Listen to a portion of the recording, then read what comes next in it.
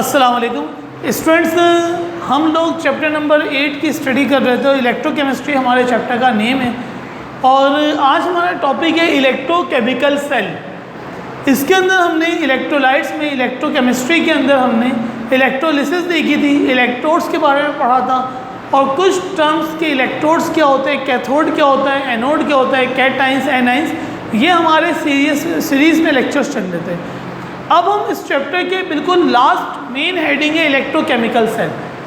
हम इसकी स्टडी करते हैं इलेक्ट्रोकेमिकल सेल्स होते क्या हैं और इसकी बुनियाद क्या है। मतलब जो इलेक्ट्रॉन आया गया, एक ने इलेक्ट्रॉन लॉस किया, दूसरे ने गेन कर लिया, इसकी बेसिकली डेफिनेशन क्या है। Electrochemistry, electrochemical cell. Electrochemical cell जो है उसकी डेफिनेशन है the device which is used to convert chemical energy into electrical energy। वो डिवाइस, वो इंस्ट्रूमेंट, वो एक्सपेरिमेंट जिसके अंदर केमिकल एनर्जी कन्वर्ट हो जाए इलेक्ट्रिकल एनर्जी में। देखो केमिकल एनर्जी क्या होती है और इलेक्ट्रिकल एनर्जी क्या होती है। इलेक्ट्रिकल एनर्जी कहते हैं फ्लो ऑफ इलेक्ट्रॉन को। जैसे फैन आपका मूव कर रहा है, लाइट जल रही है, जब इलेक्ट्रॉन फ्लो होता है, कहीं से इलेक्ट्रॉन चलता है, एक जगह से दूसरी जगह की तरफ मूव करता है, तो उसके अंदर करंट आ जाता है, करंट डेवलप होता है। This is called electrical energy. और what is chemical energy. Chemical energy क्या होती है, वो इलेक्ट्रॉन जो केमिस्ट्री की वजह से केमिकल्स में से इलेक्ट्रॉन निकले, मतलब लॉस ऑफ इलेक्ट्रॉन और गेन ऑफ इलेक्ट्रॉन हो रहा है, लेकिन हो किस में से रहा है, केमिकल्स के अंदर में से हो रहा है। जैसे सोडियम क्लोराइड NaCl, Na अपना एक इलेक्ट्रॉन लॉस कर देता है और Cl एक इलेक्ट्रॉन गेन कर लेता है। एक इलेक्ट्रॉन आया और दूसरी तरफ गया, this is called chemical energy. सही बेटा। अब होता क्या है, और वाइस वर्सा भी हो सकता है, या तो इलेक्ट्रिकल एनर्जी केमिकल एनर्जी में कन्वर्ट हो जाए या केमिकल एनर्जी इलेक्ट्रिकल एनर्जी में कन्वर्ट हो जाए। इस पूरे प्रोसेस को क्या कहते हैं, electrochemical cell. Electrochemical cells 3 types के होते हैं। एक है डैनियल सेल, ड्राई सेल और lead storage battery. Final paper के अंदर ये आपसे पूछा जाता है, इसमें से कोई एक आध सवाल आता है इस टॉपिक में से, लॉन्ग क्वेश्चंस में। तो सबसे पहले मैं बात कर लेता हूँ डैनियल सेल की, कि डैनियल सेल क्या होता है। डैनियल सेल के लिए अगर बात की जाए तो इसको पूरा हमें ड्रॉ करना पड़ेगा, बनाना पड़ेगा। किसको कहते हैं, सबसे पहले हमें ज़रूरत पड़ती है कंस्ट्रक्शन की। सबसे पहले हम क्या लिखेंगे, कंस्ट्रक्शन। कंस्ट्रक्शन क्या है कि ये डायग्राम कैसे बनी, इस डैनियल सेल बनाने के लिए क्या क्या चीज़ों की ज़रूरत पड़ी। तो जो मैंने आपको नोट्स प्रोवाइड किए हैं, आपको मिल गए होंगे चैप्टर नंबर 8 के, आप उसमें अगर देखें तो वहाँ पे कंस्ट्रक्शन का पूरा पैराग्राफ लिखा हुआ है। मैं जो हूँ उसको शॉर्ट करके बता रहा हूँ कि कंस्ट्रक्शन मैंने कैसे करी।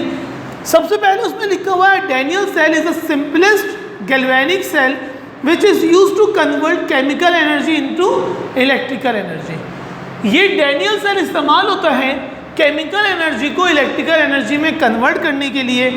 Daniel cell consist of, Daniell cell बना है 1/2 cell is zinc rod. Daniell cell consist of 2 half cells. कितने हाफ सेल हैं, 2 हाफ सेल। एक हाफ ये है, दूसरा हाफ ये है। There are 2 half cells. सही है। Daniell cell consist of 2 half cells. In 1 half cell zinc electrode is used. एक हाफ सेल के अंदर मैंने जिंक इलेक्ट्रोड इस्तेमाल किया, यूज किया।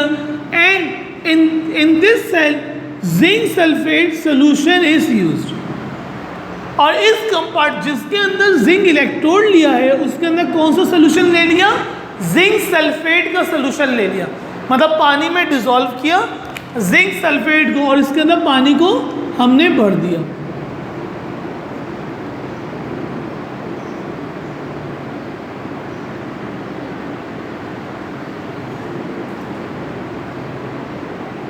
सही है। दूसरी तरफ and the other half cell is use copper electrode. कौन सा इलेक्ट्रोड लिया बेटा, कॉपर का इलेक्ट्रोड लिया और उसके अंदर हमने सोल्यूशन ले लिया किसका, कॉपर सल्फेट का।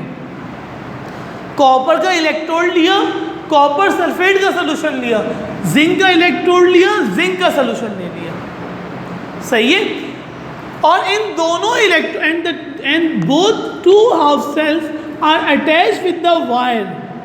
इन दोनों हाफ सेल्स को किससे अटैच कर दिया, एक वायर से अटैच कर दिया और बीच में मैंने वोल्ट मीटर लगा दिया। क्या लगा दिया दरमियान में मैंने, वोल्ट मीटर। अभी आप लोग वोल्ट मीटर जब मैट्रिक में आओगे या अभी आपको जब आप लोग केमिस्ट्री की लैब करने आओगे लैब के अंदर, तो आप लोग हमसे पूछ सकते हैं जो टीचर सर वोल्ट मीटर दिखा दें। तो वहाँ पे इंस्ट्रूमेंट रखा हुआ होता है, वो इंस्ट्रूमेंट क्या करता है, वो करंट को मेजर करता है। मतलब वो ये बताता है कि अगर दो वायर हैं तो उस वायर में से करंट पास हो रहा है या नहीं हो रहा।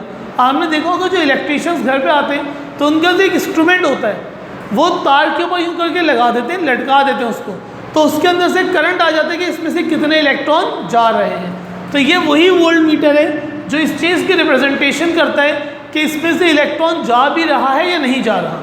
सही है। अच्छा, तो the two electrodes are connected with the wire and voltmeter in the middle of the wire is voltmeter is used. In both half cells are also connected with, इन दोनों हाफ सेल को मैंने कनेक्ट किया है किसके साथ, salt bridge के साथ। किसके साथ कनेक्ट कर दिया, सॉल्ट ब्रिज। सॉल्ट ब्रिज आपकी बुक के अंदर ज़्यादा नहीं लिखा हुआ कि सॉल्ट ब्रिज क्या होता है, सिर्फ ये लिखा हुआ है कि एक सॉल्ट ब्रिज इस्तेमाल किया जाता है डैनियल सेल के अंदर, और ये सॉल्ट ब्रिज बना हुआ होता है पोरस से। पोरस सरफेस होती है। पोरस सरफेस का मतलब ये होगी जैसे रुई होती है ना, रुई, उसको पानी के अंदर डिप कर दें तो पानी उसके ऊपर क्या होता है, ऊपर की तरफ ट्रैवल करने लगता है। मतलब मैंने रुई ली, इतना बड़ा पीस ले लिया मैंने रुई का, उसको यूँ पानी में डिप कर दिया। अब मैं ये देखूंगा कि पानी यहाँ से टिप से ऊपर की तरफ मूव करने लगेगा, मतलब रुई जो है पानी को जब्स करना शुरू कर देगी। ये होती है पोरस सरफेस। अब हुआ क्या, ये सॉल्ट ब्रिज लिया गया और इन दोनों सोल्यूशन के अंदर कनेक्ट कर दिया गया। ये जो होता है, ये सॉल्ट ब्रिज इसलिए इस्तेमाल किया जाता है कि दोनों सोल्यूशंस के दरमियान कनेक्टर होता है, कनेक्ट करता है कि इसका इलेक्ट्रॉन फ्लो ऑफ इलेक्ट्रॉन हो सके। इधर से मतलब इलेक्ट्रॉन इस तरफ गया है तो ये आयंस को डिस्टिंग्विश कर सके। भाई इतना बहुत है बेटा। ये सॉल्ट ब्रिज फाइनल पेपर में आपके नहीं पूछा जाता और सिर्फ इतना ही लिखा है सॉल्ट ब्रिज क्या होता है। अच्छा, तो एक सॉल्ट ब्रिज कनेक्ट कर दिया दोनों के दरमियान। अब आ जाते हैं इसकी वर्किंग पे। ये इसकी कंस्ट्रक्शन हो गई, जो जो सामान लिया मैंने सारा लिख दिया उसके ऊपर। अब हम आ जाते हैं वर्किंग पे। वर्किंग दो किस्म की है। वर्किंग क्या होगी, जहाँ पे काम हो रहा है, एक काम हो रहा है कैथोड पे और एक काम हो रहा है एनोड पे। सही है। अब इलेक्ट्रोड्स पे जहाँ एट कैथोड और एट एनोड, कैथोड वो इलेक्ट्रॉन होता है जहाँ पे पॉजिटिव चार्ज है। देखो बेटा, इसमें से Zn+2, ये जो Zn आयन है ये क्या कर रहा है, ये अपने अंदर से Zn जो है वो इलेक्ट्रॉन को लूज कर रहा है। Zn में से क्या हो रहा है, इलेक्ट्रॉन निकल रहा है, इलेक्ट्रॉन जा रहा है। Zn ने दो इलेक्ट्रॉन ज़्यादा थे, इसने दो इलेक्ट्रॉन को क्या कर दिया, लूज कर दिया। जैसे ही इसने लूज किया तो ये दो इलेक्ट्रॉन मूव करने लगे ऊपर की तरफ। ये इलेक्ट्रॉन मूव कर रहे हैं और ये कॉपर के ऊपर आ गए। अब कॉपर ने क्या किया, जो कॉपर सोल्यूशन था उसके अंदर दो इलेक्ट्रॉन जाना शुरू हो गए। मतलब इलेक्ट्रॉन यहां से निकला, यहां से मूव किया, इलेक्ट्रॉन ने ऊपर की तरफ गया और मूव करते करते करते क्या हुआ, इस वाले सोल्यूशन में आने लगे। ये जो सॉल्ट ब्रिज था वो ये बता रहा है कि इस तरफ इलेक्ट्रॉन ज़्यादा हैं और इस तरफ इलेक्ट्रॉन कम है। तो जिस तरफ इलेक्ट्रॉन ज़्यादा थे उधर से मूव करके किस तरफ जाने लगे, कम इलेक्ट्रॉन्स की तरफ जाने लगे। जाहिर सी बात है, एक तरफ इलेक्ट्रॉन ज़्यादा हो जाए तो वो मूव करेंगे किस तरफ, दूसरी तरफ जहाँ पे कमी होगी। सही है। तो जब ये इलेक्ट्रॉन्स इस तरफ आएंगे तो वहाँ पे क्या मौजूद था, कॉपर।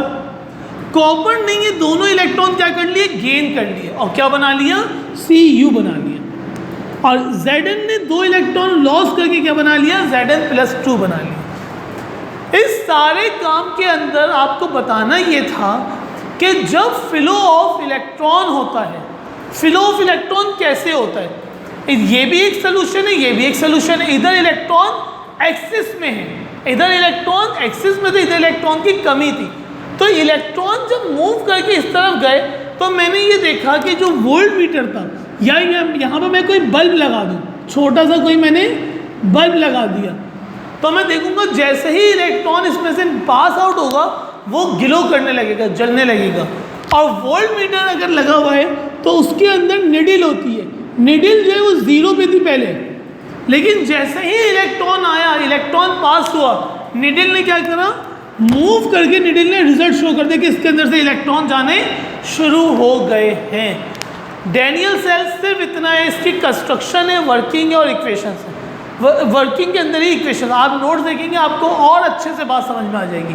तो जैसे ही ये लेक्चर सुने उसके बाद नोट्स ज़रूर देखें तो आपको बात पूरी क्लियर होगी। सही है स्टूडेंट्स, अब इंशाल्लाह नेक्स्ट लेक्चर में मुलाकात होगी आपकी, और नेक्स्ट लेक्चर होगा हमारा ड्राई सेल। आपने देखा होगा ड्राई सेल, ड्राई बैटरीज आने लगी हैं, सही है, तो उसके ऊपर हम बात करेंगे इंशाल्लाह। अस्सलाम वालेकुम।